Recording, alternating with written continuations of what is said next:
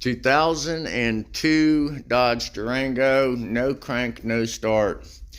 There's a red yellow wire which goes to that number 12 fuse right there, and that wire comes straight from the ignition switch up in here. If you can see it, yeah, it's back in there. But anyway, it feeds one leg of this fuse right here, number 12 fuse at 10 amp. From there, the other leg comes back out, red with the yellow trace on it, and jumps up into this junction block right here.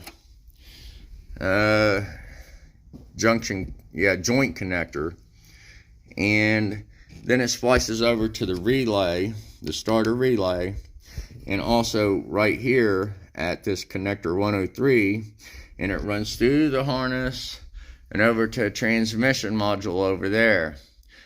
Well, I unplugged the transmission module, I unplugged this connector and checked for continuity. It was buzzing straight to ground, so I knew that was the source of the fault after a while. Anyway, we did an overlay on it right here.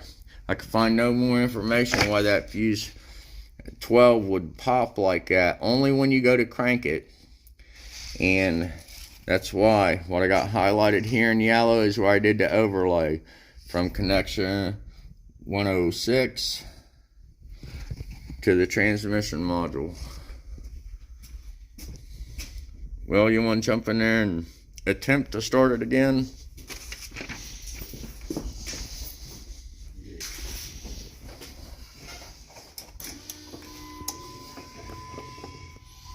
The radio works.